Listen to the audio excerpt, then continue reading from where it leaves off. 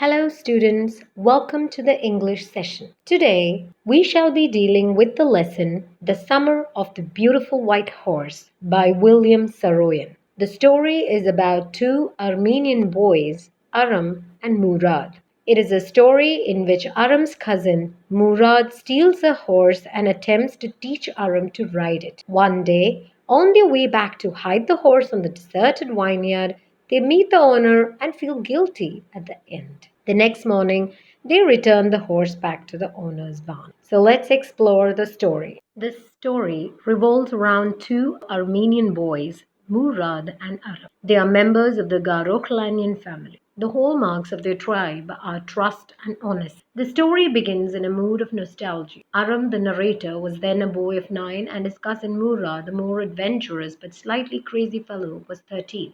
The narrator remembers vividly the day when Murad came to his house at 4 in the morning and woke him up by tapping on the window of his room. Aram jumped out of bed, and when he looked out of the window, he couldn't believe what he saw. His cousin Murad was sitting on a beautiful white horse. Murad asked him to be quick if he wanted to ride. The narrator had a longing to ride, but his whole Garokhlanian family was poor, though well known for their trust and honesty. The narrator knew that his cousin Murad couldn't have bought the horse, and if he couldn't have bought it, he must have stolen it. The narrator refused to believe he had stolen it because no member of the Garokhlanian family could be a thief.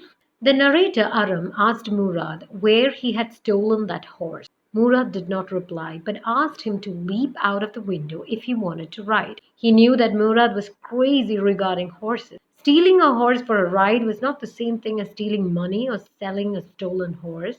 The narrator leaped into his clothes. He jumped down to the yard from the window and leaped up onto the horse behind his cousin Murad. From their house in Walnut Avenue, they reached Olive Avenue in less than 3 minutes. The horse began to trot as the air was fresh and lovely to breathe. He began to sing, or rather roar. Murad was considered one of the craziest members of their family. He was the natural inheritor of their tribe. Before Murad, Uncle Khosrow was considered as crazy in the family. Murad was considered a crazy boy, though his father, Mr. Zorab, was a practical man. They reached the open country and let the horse run as long as it felt like running. At last, Murad asked Aram to get down as he wanted to ride alone. Aram asked him if he would let him ride alone. Murad replied that it was up to the horse. The narrator got down, and his cousin Murad kicked his heels into the horse and shouted, "Wazir, run!" The horse stood on its hind legs, snorted, and ran forward at a fast speed. Murad raced the horse across a field of dry grass to an irrigation ditch. He crossed the ditch on the horse and 5 minutes later returned. He was dripping wet. The sun was coming up. Now the narrator leaped to the back of the horse, but the horse did not move. At the suggestion of Murad, he kicked into the muscles of the horse. It reared, snorted, and began to run. The narrator didn't know what to do. Instead of running across the field to the irrigation ditch, the horse ran down the road to the vineyard of Dikran Halabian and leaped over 7 vines before Aram fell. Murad came running down the road. He was more worried about the horse than Aram. Both of them searched the horse in different directions. It took Murad half an hour to find the horse and bring him back. Murad hid the horse in a deserted vineyard belonging to a farmer. There were some oats, dry alfalfa in the barn. It occurred to narrator that Murad had been taking early rides for some time and had come to him that morning only. He inquired, "How long ago did you steal the horse?" Murad did not like the question. The narrator rephrased it, "How long did you begin riding every morning?" He replied, "Not until this morning." He was obviously not speaking the truth, but he convinced Aram by saying so. Murad then told Aram that it wasn't easy to get the horse to behave so nicely. At first it wanted to run wild, but since he had a way with a horse, he developed an understanding with the horse. The narrator reached home and ate a hearty breakfast. That afternoon, his uncle Khosrow came to their house for coffee and cigarettes. While he was sipping coffee and smoking in the parlor, another visitor arrived. The latter was a farmer named John Byro. He was an Azorian who, out of loneliness, had learned to speak Armenian. He was also served coffee and tobacco. Sighing sadly, he said that his white horse, which had been stolen last month, was still gone. Uncle Khosrow became irritated and snubbed him for crying over a horse. Farmer John Byro was a large man with a gentle heart.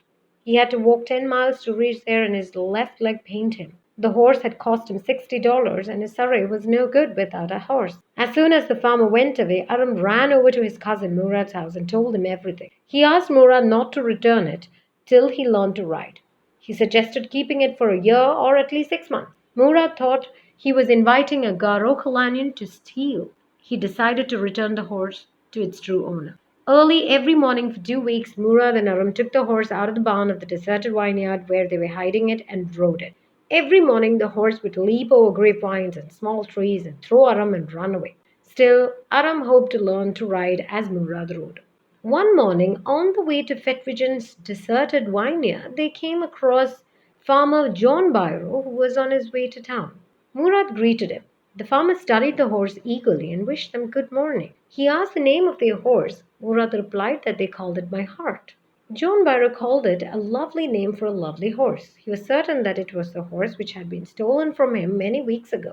He asked if he might look into the horse's mouth. On examining the teeth of the horse, the farmer was ready to swear that it was his own horse. But since the fame of their family for honesty was well known, he would not call it the stolen horse. Still, it was the twin of his horse. Early the next morning, the boys took the horse to John Byro's vineyard and put it in the barn. Murad put his arms around the horse, pressed his nose into the horse's nose, patted it, and then they went away.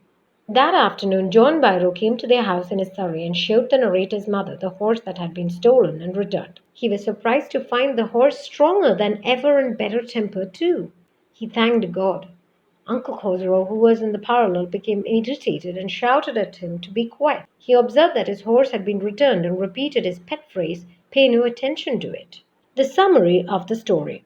The story is about two Armenian boys, Aram and Murad, who belong to the Garo family. Their tribe is known for their honesty, they're poor, and can hardly earn money for food.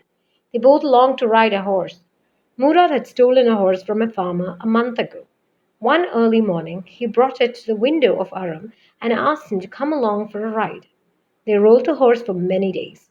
When Aram gets to know the horse is stolen, he gets shocked but discounts the stealing in his mind. One day, the owner of the horse, John Byro, comes to his house to complain about his missing horse to Uncle Khosrow. One day, on their way back to hide the horse on the deserted vineyard, they meet the owner and feel guilty at the end. The next morning, they return the horse back to the owner's barn. With that, we have come to the end of our session. Thank you and have a nice day.